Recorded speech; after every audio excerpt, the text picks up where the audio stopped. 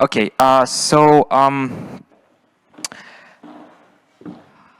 coming to the last part of the conference, which we gonna try to make short, concise, and meaningful.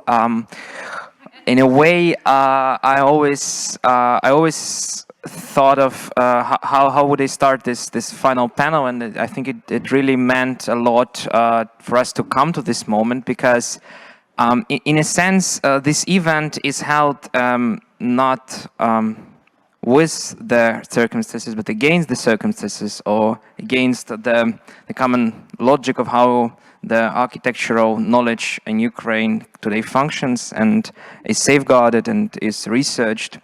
And in any case, maybe there will be some also positions, because we have representatives of different institutions here at the table. Svitlana Shlipchenko is currently head of the Center of Urban Studies, doing new master program in the University of Architecture and Construction in Kiev. Eglė Juocevičiūtė is chief curator at the National Museum of Art of Lithuania, National Lithuanian Museum of Art. Oksana Barshynova is a deputy director of the National Art Museum of Ukraine, and Natalia Otrishchenko is today representing the institution from Lviv, which is the Center for Urban History. And the first, I'm going to ask Eglė to maybe give us an introduction of the practices and the research of the Gallery of Art in Vilnius, and then we would go on with the challenges and maybe the opportunities that arise from such events for the architecture and urban planning and heritage of the urban planning and architecture in Ukraine, both material and non-material. Or so I give the word to you. The microphone is there. You can start, please. Thank you. So hello everybody again. Just wanted to make clear that Oleksandr made me look more important, not a chief curator of the National Gallery of Art in Vilnius, just senior curator. It's okay. So thank you very much for this opportunity to be here. Thank you very much for the organizers for the really coherent program that really allowed speakers to dig in, to deepen, broaden the problematics in a very nicely controlled way. As a listener, I really enjoyed the experience of the whole 2 days, the flow of them. And when Oksana and Oleksandr asked me to share our institution experience with dealing with postmodernism, I of course thought that us being an exhibition space are dealing with visual communication of historical research. So therefore I was thinking about this. Also to borrow or to appropriate from Natalia's presentation this morning, I was thinking about who is communicating and to whom, and whether it changed throughout 11 years that the National Gallery of Art is working and working with the local and foreign researchers. So unfortunately, we really don't have a lot of experience with dealing with particularly postmodernism. Therefore, this particular project that we were invited to join is really important and interesting for us too. And coming back to Vilnius, we'll start to think, how do we correct that, and how do we talk about postmodernism more in the gallery and in the museum.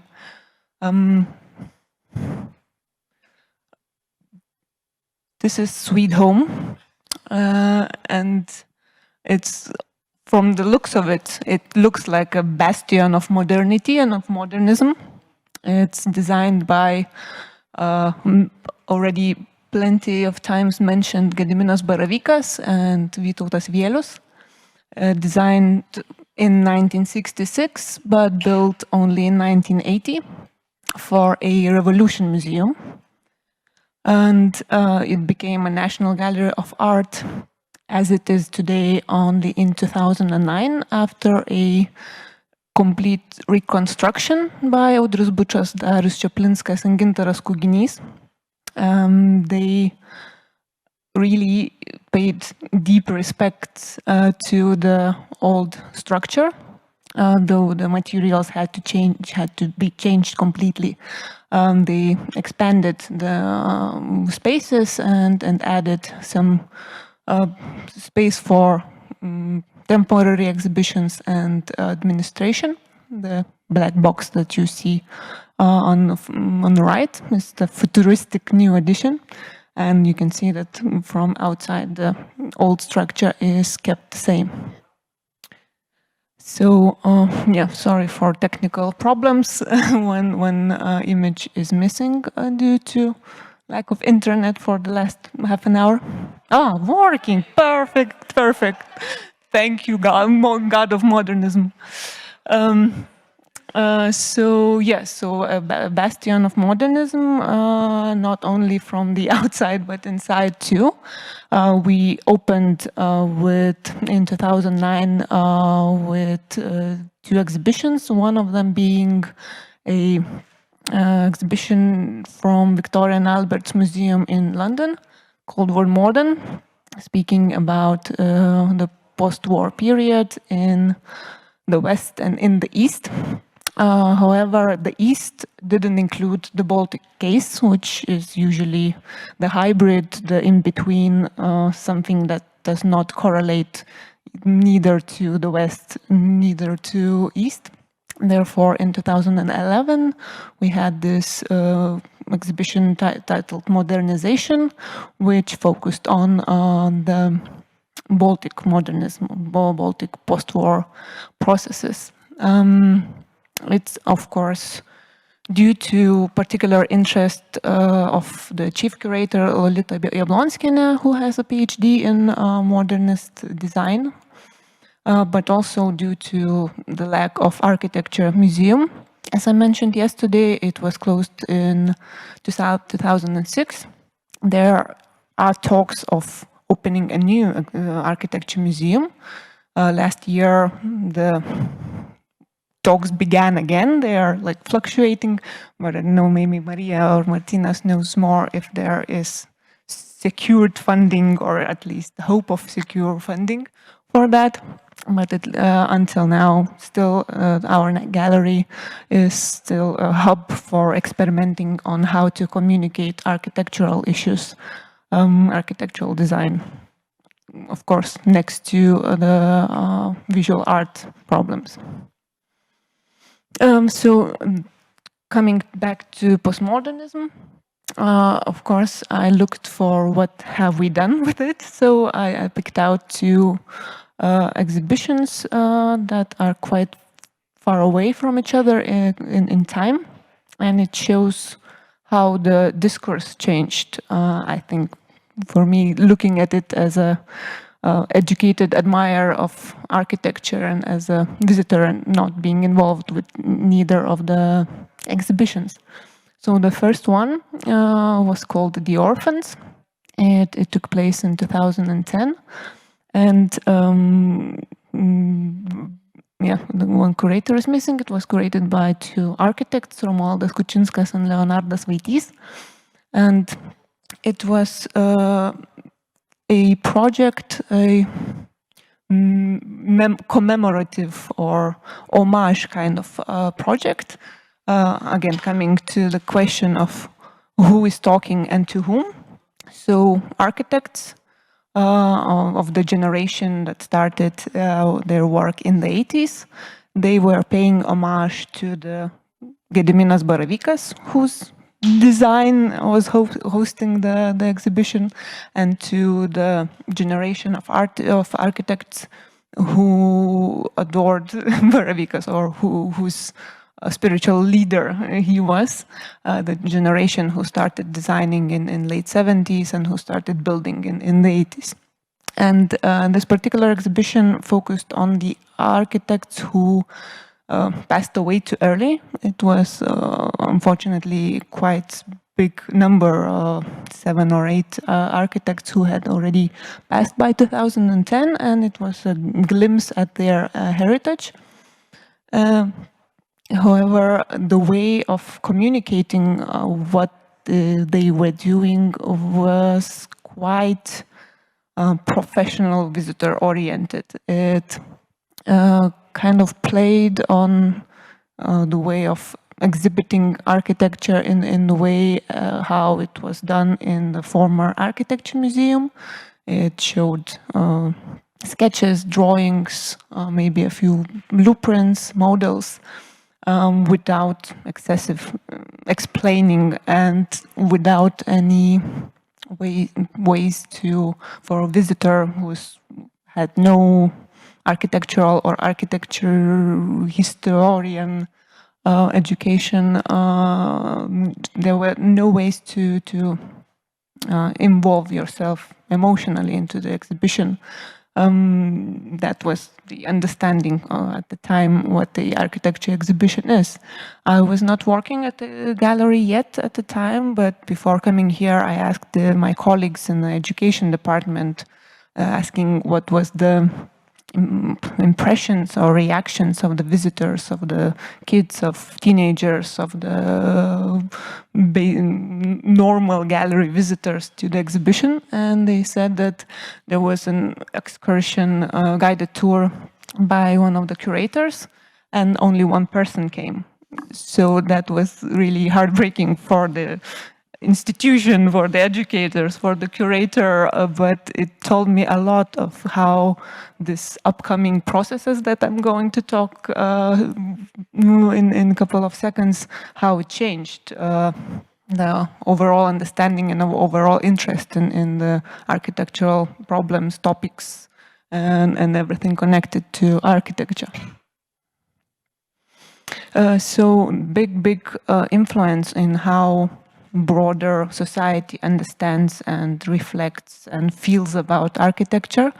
Big influence on that had this architecture fund, a grassroots initiative established even before the architecture museum was finally closed, but that shows that architecture museum still didn't fulfill all the needs of the architectural community.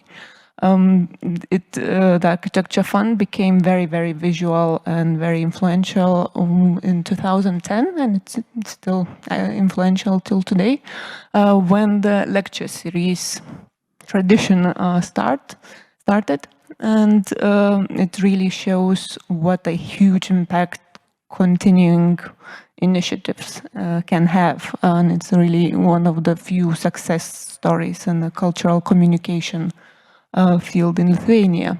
So yeah, Architecture Fund does a lot of things, but the main thing that had the biggest impact in my view is this lecture series, 3 series every year. Different curators invite local and foreign speakers to speak on some particular problematic or actualities. At some point, this particular lecture series I chose to show you is from 2017, and Martinas was one of the curators, and the problematic was post-architecture, post-modernity and post-postmodernity, if you will. So yes, just an example of what this platform of continuing talks, of continuing meetings with foreign and local professionals can do. This is one of the most sought after speaker, young girl. He was invited 3 times. Finally, in 2018, he came finally after we agreed with him, with his team, that we will host an exhibition on his work and on his the impact that livable cities, the book Livable Cities, had around the world. So with the exhibition, we finally managed to bring him. We couldn't fit all the visitors and all the listeners in the gallery. It's only the auditorium. There were broadcasts in the larger areas in the gallery, and still people couldn't fit in. Of course, the important part is that with these important public figures from abroad, the local authorities are also getting interested in what's happening. So what I mean is that after this talk happened, the chief architect in Vilnius city and the municipality people met with Gail, walked around the city and listened to him. If there is some impact from that, I cannot tell you. You never know it with the authorities, but at least they interact with what's happening in this discourse. Yeah, just the impression. And then coming to the second exhibition, already after 7 years after the first one, it was dedicated to this sad event of demolishing postmodernist masterpiece. Maria and Martinas mentioned that we have those two, of course. So this is the State Vehicle Inspection Headquarters, a police headquarters, and built in 1985, which were abandoned by police in 2014. They moved to a newly built building, and Lidl Corporation bought the building in 2015, and in 2016 the architecture competition was had, and Do Architects Project won. The interesting thing is, of course, that the Architects Union reacted actively to this process to this attempt or this wish of Lidl Corporation to demolish the building and build something new. Architects Union talked to the Heritage Department, and Heritage Department tried to rethink whether this building had to be kept, or which details or which traits had to be kept intact. After, I don't know, a year or a year and a half of public discussions, Vilnius municipality worked closely with Lidl Corporation, and the permission to demolish the building was given. And the exhibition, a month probably after the demolition, co-curated by Maria, was held in the gallery, and it's really a micro-scale exhibition, if you will, a solo exhibition in the sense that it's created for one person, for one visitor. But of course, during the opening, there were plenty of people interested, because it was really working well with the discourse, reflecting the discourse of a long discussion. The title, Geraitė is beautiful, is of course ironically, sarcastically reflecting the discourse of authorities talking about the building, saying, is it really beautiful? Do we really need to keep this? Is it beautiful enough to keep it intact, having in mind that it's very cost effective to use it? So what I love about the exhibition was that it really understood or showed the understanding of the curators of how do you speak about architecture, that showing a sketch and a blueprint and a model is really not enough to have an emotional connection to the building or to the issue that curators are trying to communicate. So therefore there was, of course, a large drawing. There was a model, but there was also this video representation of how did it feel inside, and how do you felt inside, at least at some level you could feel that. And of course this lamp and this chair for a personal viewing, personal meditation, adoration, really playing with this individual taste notion of how much it is important for one person to have a particular interest and a love of an object, and one by one maybe we can educate and the understanding and love to good postmodernism can go up to the authorities also. So yeah, I think that this touches upon a lot on what the architects of Podil were talking about yesterday, about the community of architects, of people writing and talking about architecture, of educated architecture admirers, and then the general public, if there is one, who just need to, or we can wish that they feel, they try to grasp and they realize what an impact of a good and bad architecture have on their daily lives. And I think that this way of talking and communicating, and also it has to do, of course, with what Boris was showing and is trying to do with 3D modeling, that you can really not just, you don't need particular skills to understand a blueprint, to understand what's in front of you. It moves, you can feel the scales, you can feel how sun is working with the building.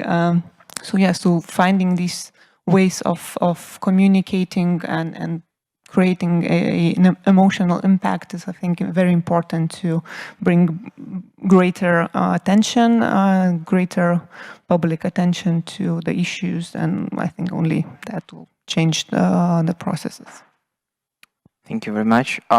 Yeah, there were a lot of thoughts that we can start building upon. I think I'm gonna ask maybe question, and whoever from the Ukrainian side of the panel can continue this logic. So Eglė connected us with the kind of this position of building from professional discourse and exhibitions for professionals and discourses from professionals that maybe also have a role, or maybe that cultural institutions also need to take on this role. And this contradiction of whether you cannot actually cater, or maybe you can cater with this scale of events, you can cater like local audience, or you can cater maybe more broader audience. And who should maybe potentially the Museum of Architecture, the institution that serve architecture, in your opinion, who and why should these institutions be focused on in Ukraine? Maybe also, unfortunately, nobody's from libraries here, but maybe who are the clients, or who would be the clients you think would be the people who the institution serves first of all, and why?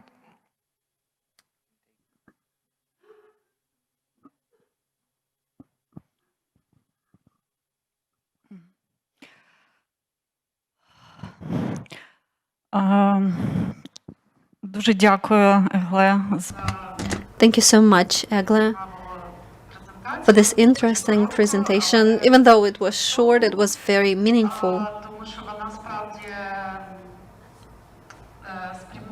From where I stand, it really addresses a set of concerns.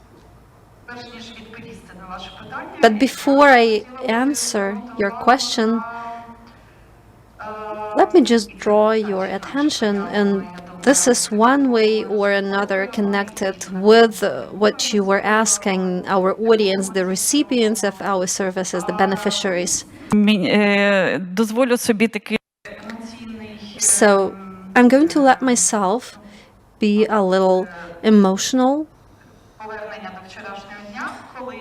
just recollecting yesterday and the discussion with the architects. Notably, they admired all those discoveries in their artistic lives, something that was a discovery for them, even though it might have been deeply rooted as an artistic practice. such as, for example, the absence of art criticism or some new competitions for the young critics and what have you. Even though those competitions had existed for 10 years. So as practitioners and researchers, the architects are very much isolated from the community, say, of museums and artists. I know museums because I represent one, and I know that historical museums and arts museums, they are not very much inclined to pay attention to architecture,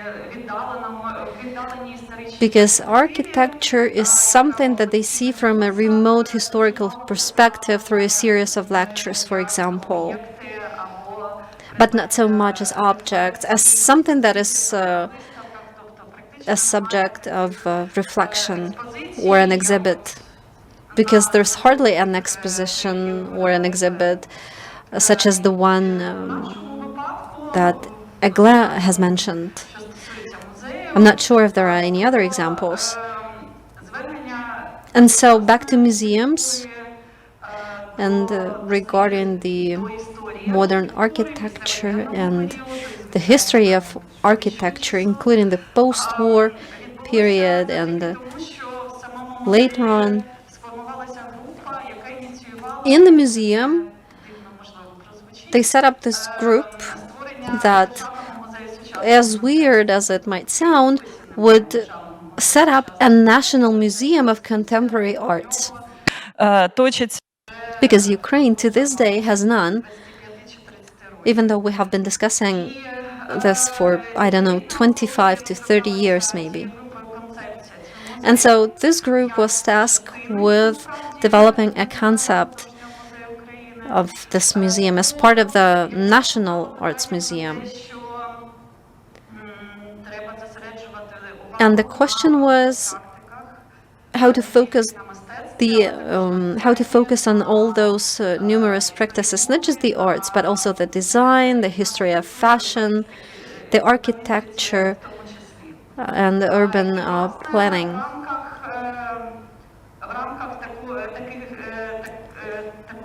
And so that effort included an exhibition held by the museum. It was an exhibition devoted to architecture. The exhibits were made by Florian Yuryev, a famous artist, the author of the famous plate. But it's a very delicate issue, because he's not just an artist, he's also a conceptualist and a theoretician, combining the color of the words with the music. So it was largely about his personality rather than his architectural heritage, even though it was also about architecture, that exhibition, given a fresh start to maybe redefining what is already happening in the industry.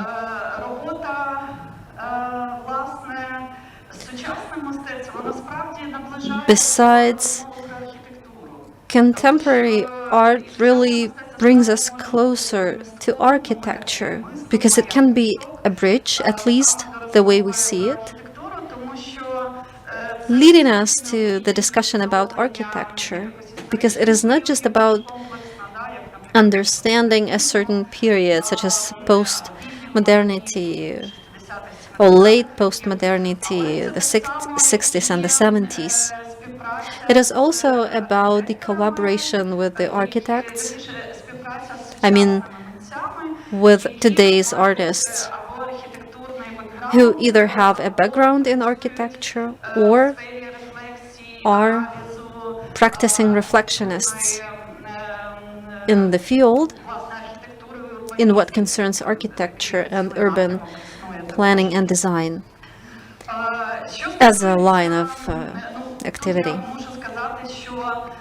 At this point, I just have to say that even though the museum is still discussing this, and I mean the collaboration with modern artists, and has accumulated a collection of the exhibits, it is turning to be a separate area of focus.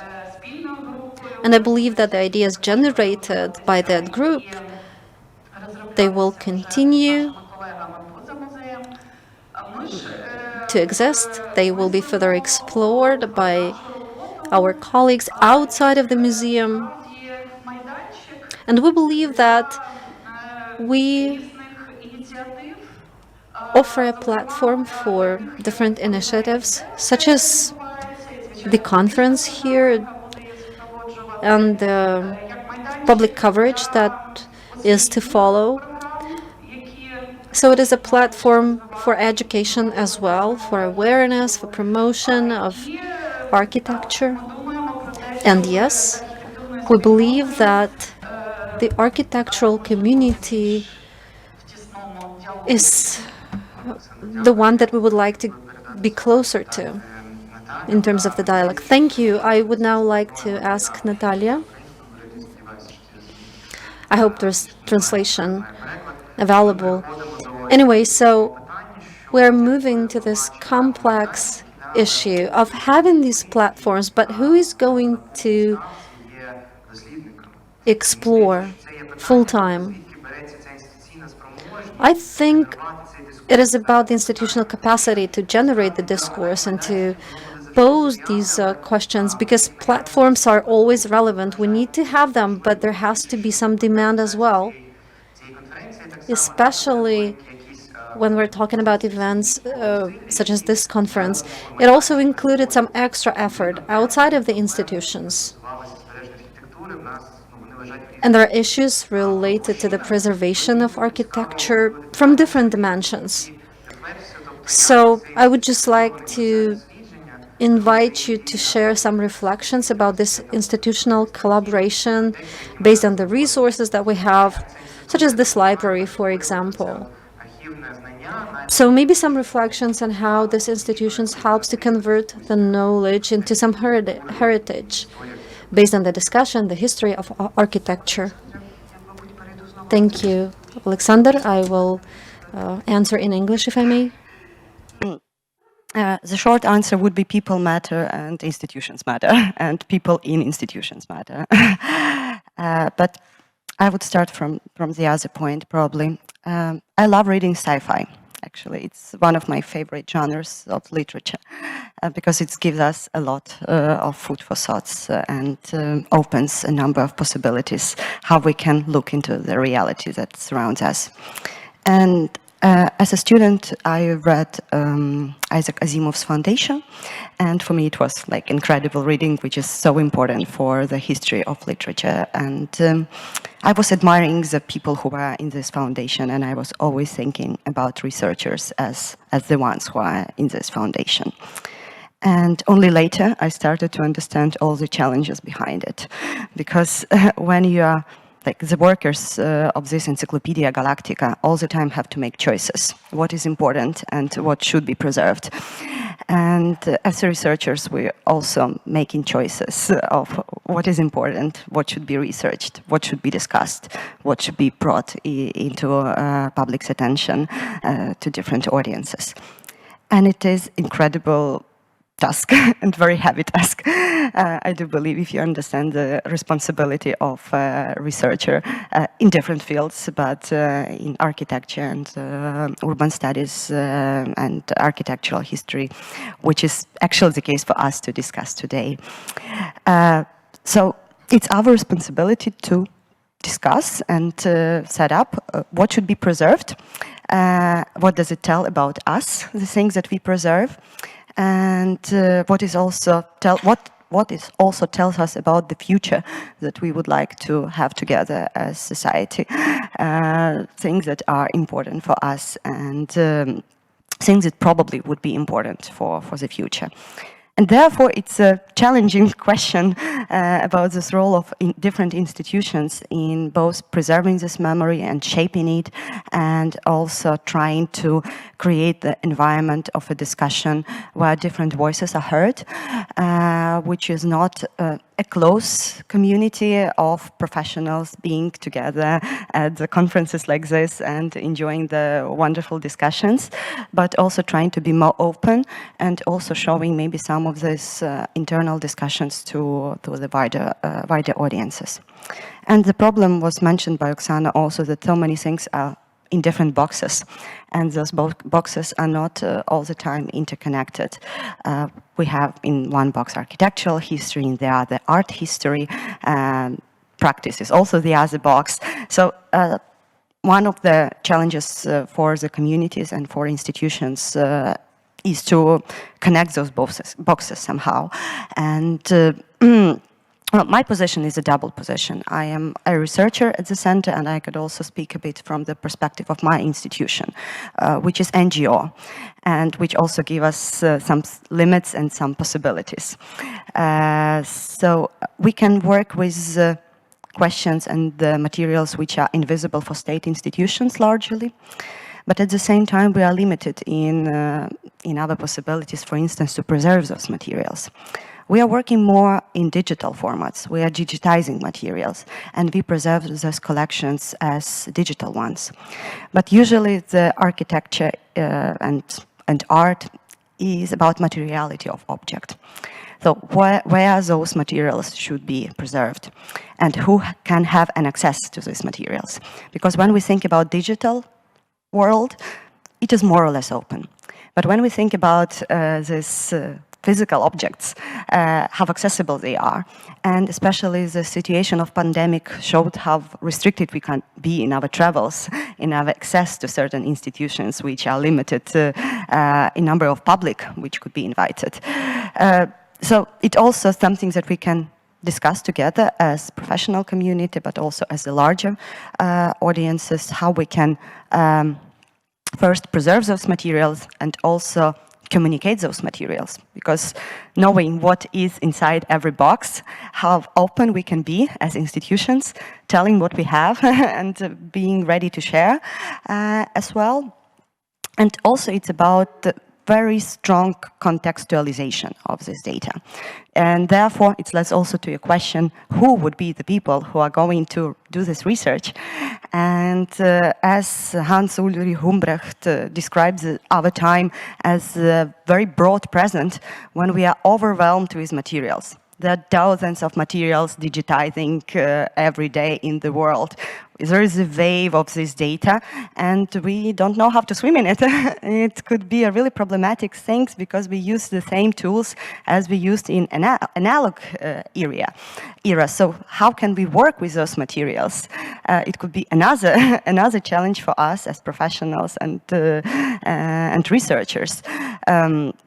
And a good contextualization of the data and providing good metadata for the data is another task. And we as institution are facing this challenge. We can digitize materials, but then we need people who can provide descriptions for those materials, who are capable in language of this description.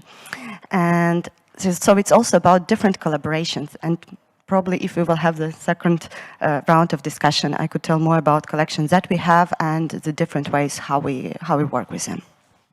Okay, I'm gonna ask Svitlana Shlipchenko a bit, maybe unexpected in a way question, because Svitlana has worked with the topic of postmodernism since 1990s, since it's kind of coming to an end, or maybe becoming a standardized book-based style also, and very widely researched at that point. And then there was this large gap of research, and then it's arising from mid-2010s again. And the idea, the question I want to ask is twofold. The first part is, whether it's relevant actually to research this era for for the global audience, for the global audience who would some kind of then look at it and feel, well, this is some kind of marginal branch of a very important topic. Why would we learn about it? What would be important to learn from Ukraine? And the second thing maybe is, as a person involved into transforming education in planning and in research, how is this relation to educational processes from the point of history, of preserving history, can be or is shaping your practice as a designer of research, of educational programs? Ну, я буду говорити українською зараз, тому що нормально, да? I will answer in Ukrainian, if I may. We believe that at this point, architecture is in the same trap still, because we're like an art, but we're not. We're a business, yet we're not. We're something else, which makes us stuck in between. Speaking of the institutions, we mentioned the academies and the professional community, but somehow not the Union of Architects, which is actually supposed to do something and not just be there. On the other hand, we're lacking, and I believe that the lack is absolute, we're lacking this professional discourse and popular discourse as well in terms of architecture. And so unless we are part of that popular discourse, guiding it, somehow steering it beyond the fencing and whether those fences should be there, whether those buildings should be demolished. So unless we are part of that discourse and unless we focus on some steps in advance, because architecture is the housing of the future and it always has been. Мені здається, ми And we don't know how to think anymore, how we house the future, in fact, and how we articulate it. So it seems to me that it's a big challenge for all of us today, how we can with simpler notions, speak about something complicated and sophisticated. We should have museum of architecture per se, not just some department, because museum which could collaborate with the library of architecture, which belongs to the Ministry of Regional Development, which has its own problems of subordination, and the museum which would cooperate with the individual researchers and with the NGOs. So it would be nice if the museum could become this platform of dissemination of knowledge of some of the discussions in the sphere. What you, Alexander, said about the education, whether this period is so important and what we can teach about, we should be taught first. We need to reflect what it has been for us, because it opens for us several serious issues and thought schools, in particular post-colonial perspective. What this postmodernism was about. Was it a kind of a resistance policy? Obvious it was. Was it involuntary or conscious action? That's a different issue. And we don't have enough of researchers, we don't have enough of publications, let alone not enough of translations of those researchers. But again, we need publications, professional publications and popular ones. It seems to me that it is important. And what else? What was the third point about conservation? The idea of preservation and how it is done in academia, right? Well, Svitlana, I just remember that previously in our conversations, what was important to emphasize the moment that we would like to get to the world, we would like to articulate something important, but everything is said before us, right? Well, not about us, in fact.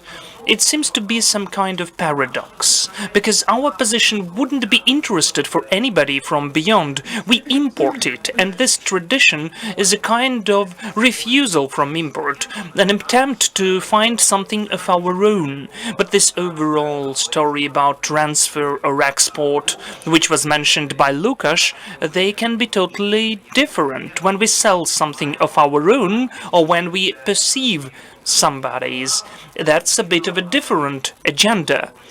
So this story, whether this is the period in Ukraine or maybe in Kiev in particular, what we can tell to the generations today or to the world, that we have created something important, that there is a cultural, architectural layer which is connected with the social reality of late socialism, with the complicated conditions of architecture production, which gave us bases to become what we are today and to say something for the world from Ukraine. Well, it seems to me, and again I will repeat, we need to begin with self-reflection. We need to think what could be interesting. On the one hand, we need to be involved into this international discourse, because Ukraine used to be separate for a very long time, much more separate in comparison with Baltic republics, and with a very particular thoroughness, we were oppressed if we thought differently. It can be obvious. So it seems to me that it's so important individually to have the individual will and the high quality of the researchers which are gathered together in groups. And again, we're speaking about the role of institutions, how they can be grouped around, because there is a platform of the library which would be always happy to meet us. We've organized workshops and conferences here. We have a conference now. There is a non-state platform, an NGO center, the platform of urban history, which is also happy to see people who have resources and their own base for the researchers who can come and work at their place, who can create the events which can unite the individual research, the private initiative, and some researchers' initiative. So it's important to create a kind of opportunity for collaboration, for cooperation, and to be open, not to be afraid to publish, not just to feel this inferiority complex, because Ventur has something really cool, but we don't. That Bothell is really cool, but we are so poor and unhappy. What can we do? We can only have 4 blocks and nothing more in the end of Podil part of the city, and that's it. And we are afraid to publish anything about that. No, we shouldn't be afraid, and we should choose the words. We should choose the proper speech and words, the choice of words, to be comprehensible for everybody. This is the task of the academy and the training process, when we teach the people for them to be in the context and for them not to be afraid to speak out. Thank you, Svitlana. Thank you so much. Well, considering what was mentioned by Eglė, it's not a kind of paradox, but it's a kind of complication of this double communication with the experts. Because it's so important to work for all of the audiences, but it is impossible. It's always some choice. This is always some level of delving deep of each of the agenda, of each of the type of activities.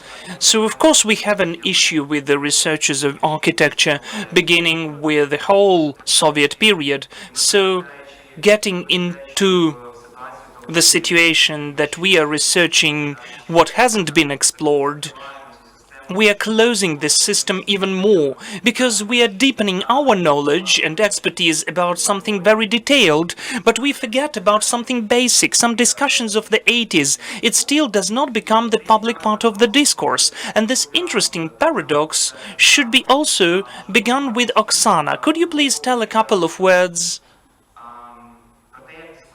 how the discussion about the 80s has emerged in Ukraine, and where those sources come from, why people became interested in that, and what can we speak or say about that from the perspective of the architectural topic, urban design topic. How can we develop this request and to make it more relevant? Well, it's not that easy for me to say how this discussion emerged in the architecture sphere. I say Svitlana could add more about that. I can say that only about the art as it is. And considering against the task of museification of the art and heritage, well, of course, these filling the gaps and getting rid of any of the blind spots is the task of the museums and the researchers. And for us, the problem of the 80s and the 90s exists, because for us it's in the same period, in fact, postmodernism. The end of the 80s, to be more precise about the Ukrainian context. And of course, this is the issue which has been raised in two perspectives. First of all, the necessity to present the history of art as an exposition and to have it in the collection. And secondly, of course, to research and popularize this period. So when we have created the exhibition for the first time in the beginning of the 21st century, and we rethought the 20th century and created the new option and edition of the exhibition, it turned out that the 80s and the 90s are the most disregarded period, because the generation of postmodernists, including in the art, though those are very famous names, and in fact today those are the names who are known to lots of people in Ukraine beyond the art community as well, still it turned out that their works cannot be found in the museum collections, with a very rare exception. And the same happens with the collection of our museum. Those were some just random works which we could find and which we couldn't tell about in the through the lens of the history of art. So, of course, we began a very consecutive work, consistent work, creating exhibitions. We have begun collaboration with the artists and the sponsors, and we created exhibitions devoted to these or those phenomena, in particular the new Ukrainian wave, a kind of a postmodernist generation. And then, of course, we began to work, and finally we have developed some programs to fill our collections. And finally we coped to have the works of lots of artists. And we became capable to speak about the 80s and the 90s. But of course, again, if we consider architecture only, the more we are delving deep into the period, the more we speak about this epoch, the bigger is the lack of knowledge, the lack of information, and the full picture. We're always striving to speak something in more details with bigger volume, so it's logical that we are coming to the topic of architecture. Thank you, Oksana. I would like to ask Natalia now, taking into consideration this non-institutionalization of the Center of Urban History and its foundation in the role of the knowledge creation and knowledge preservation and knowledge digitalization In the innovation sphere, how we can work with the knowledge, it seems to me that intellectual innovations allowed to develop some of the topics which used to be Soviet. They became more relevant as a reality, which impacted us, which created us how we are. So maybe you could tell us about something what we could use, or maybe to develop further in the context of the practices and approaches for the conservation and rethinking of cultural heritage. Very brief note about the institutional history of the center for those who might not be familiar with it. The center was founded in 2004 in Vienna by Dr. Harald Binder, and he was actually the founder of the institution. And since 2006, it operates in Lviv. And it was a long way before the institution found its path, because it's not stable, it is flexible, and it is constantly negotiated within institution and between institution and the environment, number of different environments. Before the center became the center, there were a lot of internal and external discussions. What we might do, what we can do, what we should do as a group of scholars who are part of the community as well. So it was from the very beginning a notion of engagement and the public history, which gradually become one of the key activities of the center. So it's not only about academic studies, but it's also about sharing this knowledge with different communities in different formats. And therefore, we are also into exhibitions, we are also into different educational activities, we are also into sharing knowledges in digital formats. So digital history, academic research, and public history are the three key activities held at the center. And we are not per se interested in architectural history. We are not per se interested in Soviet history. We are interested in urban history. But as you might think, the urban history is the venue where different discussions might held. And therefore, we have the privilege to discuss the questions which are not so popular in traditional academia, probably. And like a brief answer to your question would be, so it's about questions, first of all. So it's about the way how we approach the reality, with what lens and with what perspectives. And it's also about the availability of materials. And here I can speak from my perspective as a researcher, because so often we are limited with in our researchers because we do not have access to the research, and because certain types of materials are more available than the other. And that's why the data, different types of data, these materials from the project, the minutes, interviews, which are so important for me as a source. And we, the people who are working with the period of 1980s and the architectural history, we might approach those people who probably are still alive, who were active at that time, and who are also both the actors and also they influence the field, they created the field, and they probably want to be evaluated and evaluated to a certain extent. And how can we work with these materials both from the distance of researchers, but also from the perspective of people, human beings interacting with other human beings? And well, for me, it's also a very human story, the story of this type of architecture. And therefore, I am really into those interviews and really into these ego documents, which help us to get this very insider's perspectives, with all its biases for sure, with all these mythologies, but still, like, it is a huge privilege that we can talk to these people, and not every art historian have this privilege. So let's take it and work with it for sure.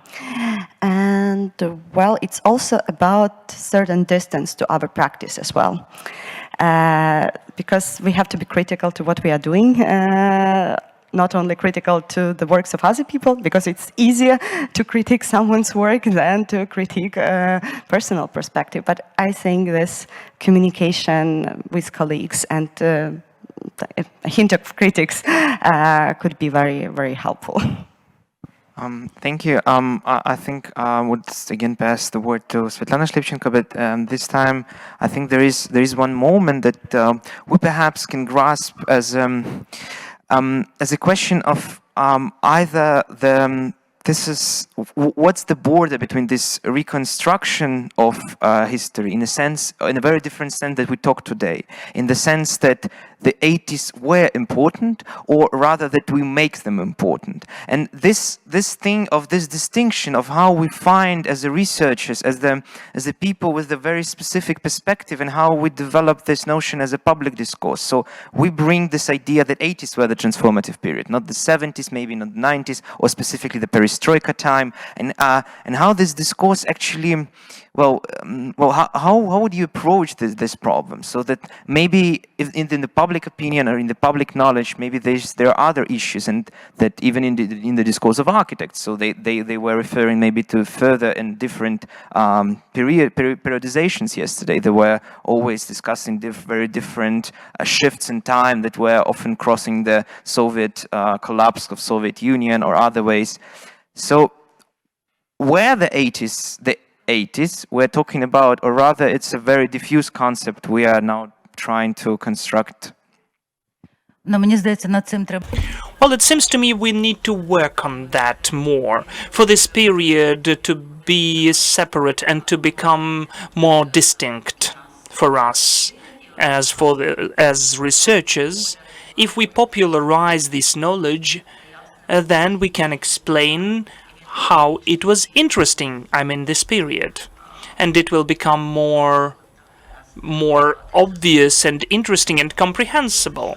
But it seems to me, on the other hand, that it is high time already, because those were the 70s in the focus of our attention. Now we have the 80s, because we have this certain distance, and out of this distance, this is not the continuous being in this period of time, but like during the Renaissance epoch or era, we thought about some antique times, and we are the modern people who are thinking about this period from the distance, and there can be some future. So now we finally acknowledge that the 80s are the part of our history, of our past, whatever it could be. And we can evaluate in hindsight. That's one thing, but exploration is something entirely different. And I agree with Natalia, those people are still around, and we can talk to them, and we can reconstruct certain events and our interpretations, and even their intentions, because we cannot longer engage in a conversation with someone with expertise in Barocco. Those people are long gone, but these others, they are still around. And for the sake of the continuity, we should just jump at this on this opportunity. Other people in the panel?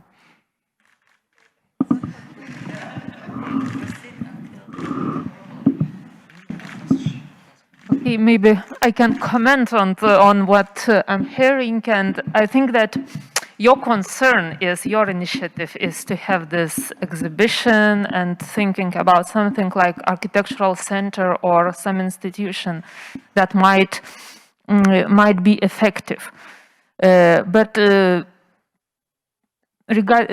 basing on my exhibition curator experience working with very different institutions, I can see that, it's very difficult to translate architecture to the audience. So nowadays, the architectural museum, which concerns on permanent exhibition and collection of artifacts, doesn't have any future. It has to be something very flexible with lecture series, excursions, interpretations, heritage issues, very, very active one, which has a sense on the pulse of what's happening. And I think such institutions that Natalia represents are more flexible, more quickly, and they get forward with posing hot topics, hot questions. For example, how do you start? You either invent your own center from very small thing or have a very good partner institution. For example, all what Eglė presented, all these 3 activities were outsider activities. And they happened in the National Gallery of Art because it was a friendly institution. Architectural Fund needed a good conference hall and good friendly space. So they approached. Architect Vaitys, who had this orphan exhibition, needed a space, but he did everything, and he got this corridor. We needed an established institution for that small exhibition of one object. We didn't want an underground exhibition because we applied to authorities, and we needed very quickly. And we approached the director. She said, "Okay, you do it. We accept it." And so it's very flexible sometimes. And I think that it's what's happening now. People, at least in Lithuania, there are much more institutions that draw their attention on architectural interpretation. Different museums, different centers. We have a very small conceptual architecture exhibition hall. Nulis Center, which presents very small but conceptual architecture projects. We have National Gallery of Art, where some people can present some initiatives. But we have city museums, technology museum, different contemporary spaces that very much turn on architecture. So, and they started talking about establishing the architectural center again. So they closed the museum in 2006, but it was more institutional tensions than the decision that we don't need and we won't need it anymore. So I think it depends on activities in the society, in the community, and I see from my impression here in Kiev, for the first time in Kiev, that the city is such big that it's capable of having a special institution dedicated to our interpretation of architecture. So now it's very, very flexible. Thank you. Any more ideas, notions, comments? I'm asking questions all the time, but I always think they're valuable. I've been thinking about the bottleneck. And I think the bottleneck is not the producer side of knowledge, but rather the consumer side. How can we sort of entice the population to react? And I discussed the possibility of making architectural magazine for Belarus a number of years ago, and I think the consumer side is the biggest problem. This is sort of a platform which would help set up communication, and I think, well, Lithuania somehow succeeded in doing this, so maybe they can give us an advice on how many people you really need in order to support this kind of things, because I'm not sure about Ukraine. We haven't talked about any magazine, and in many countries it is still the main source of architectural discourse. And another remark, it's not a question, another remark I think is there are basically 2 stages of research in terms of architectural history, and maybe you can combine them.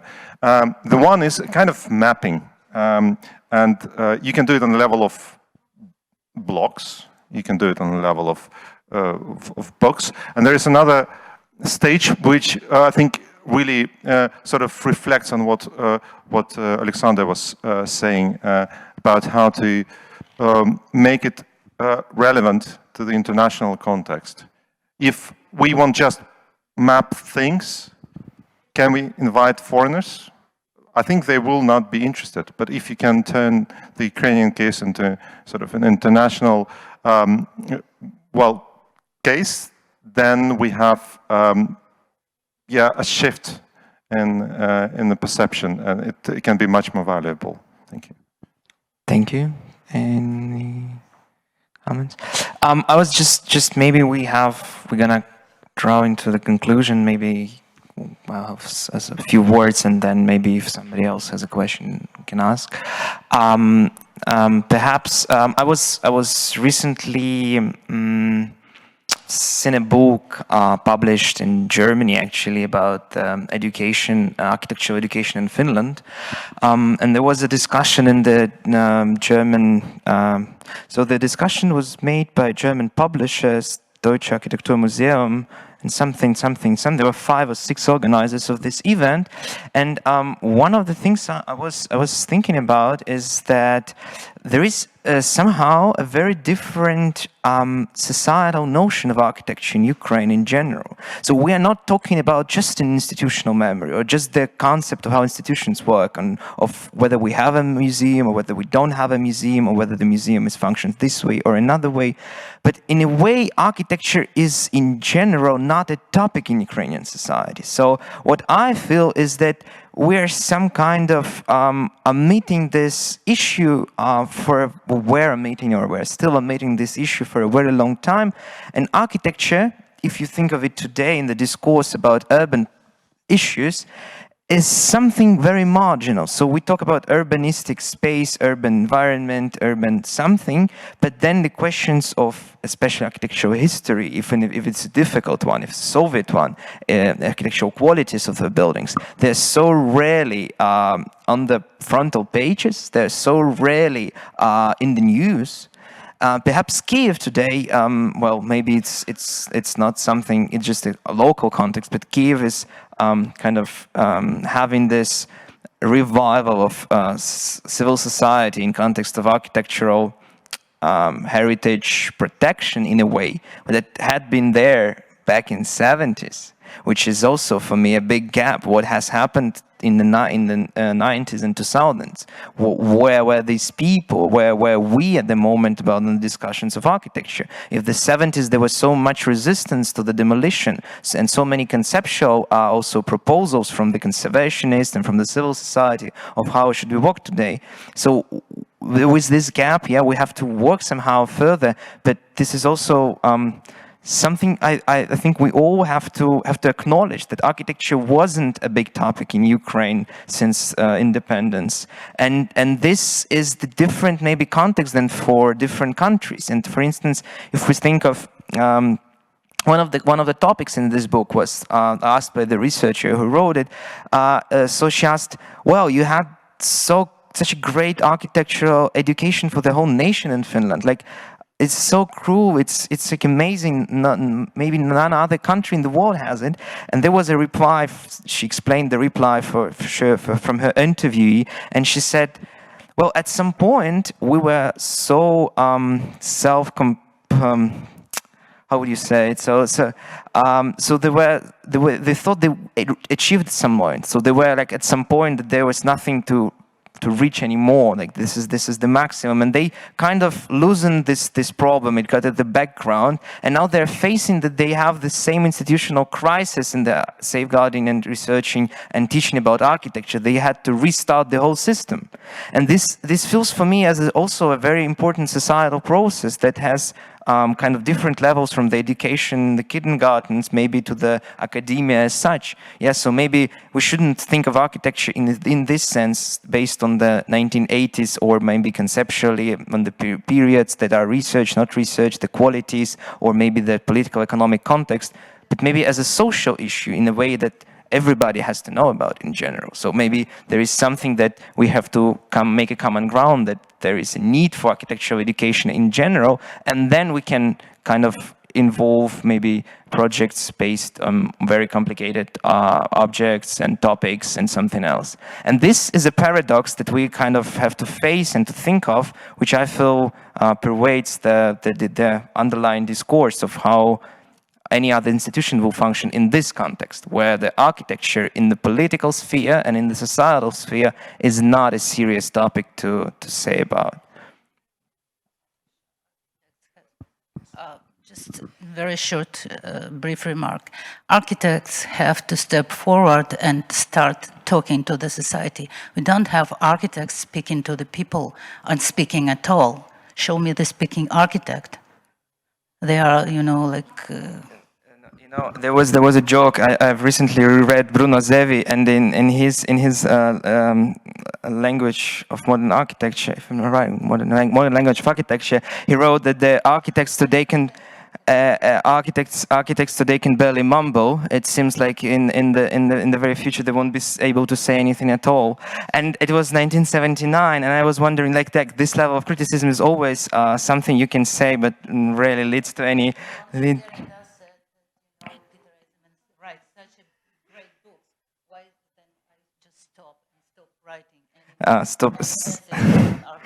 Yes, architects writing too. Yeah, but this means, I mean,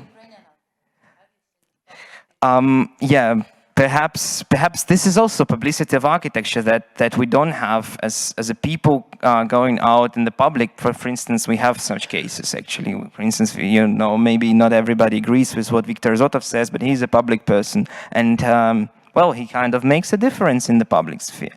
But I wanted to drive the conclusion after this maybe a bit of dramatic talk that if nobody has any more questions, yes, there is one.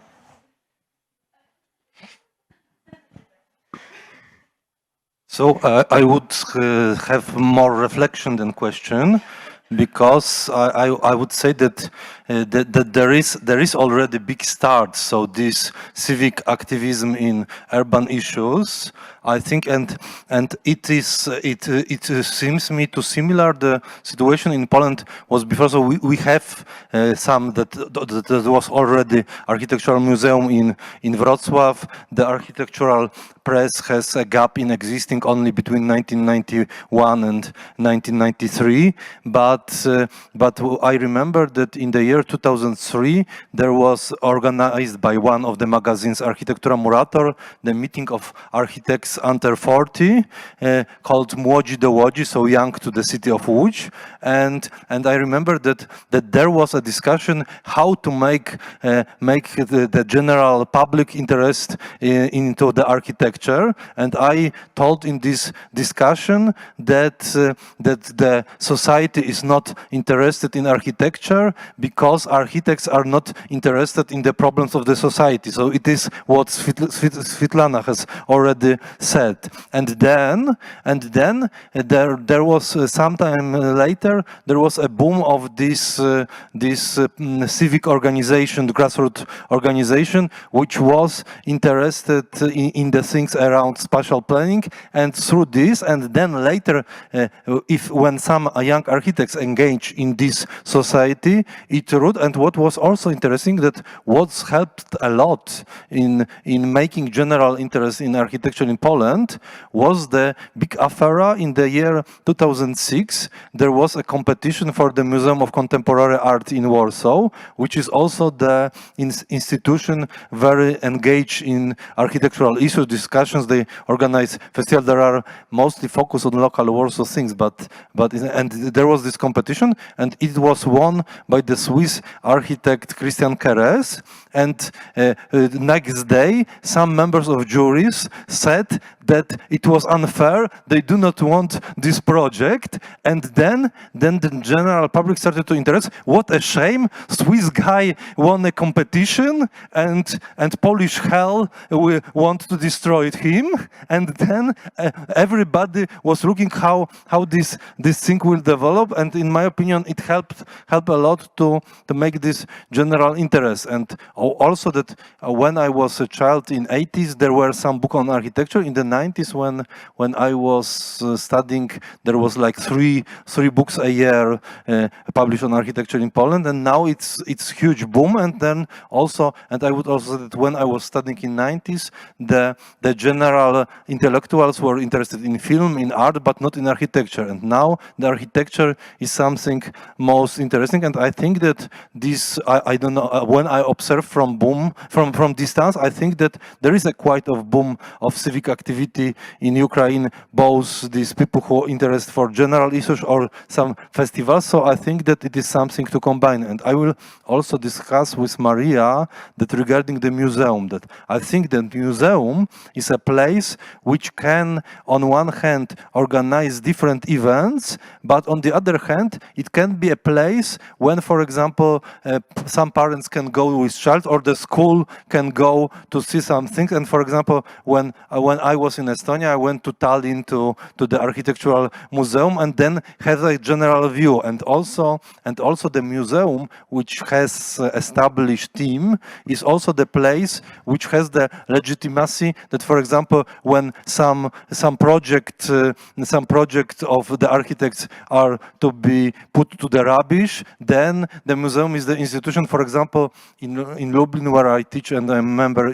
of branch of Society of Architects, the Museum of the Concentration Camp in Majdanek has called Society of Architects. We have from 20s the panels from the competition for the Ecumenic Church, and we please take it from us. And then I called to the Museum of Architecture in Wrocław. I don't know what they do with it, but it's still, at least they said, okay, you can send it to us, and we will keep it in our magazines. For the future generations to come. I would like to give many thanks to everybody participating today and yesterday in the conference. First, starting with the technical team that helped us throughout the conference.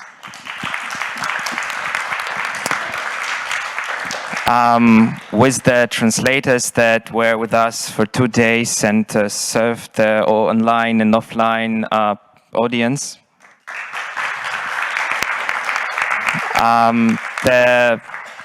Our institutions that made this project happen, the National Art Museum of Ukraine and National Museum of Art of Lithuania. And to our team, Mariana Sirko, who's been organizing the conference. To Boris Medvedev, who helped this to happen in general as a team member. And to all those people who also make this happen. Especially, I'd like to say thank you to the library that hosted us today. And this may be the last thank you for today. And thank you all from the online viewers. All the participants, all the people who've been with us today. We'll proceed with the public program. We'll proceed with the publication in the upcoming month, and hope to see you online and offline in different contexts and events and continue the discussion. Thank you.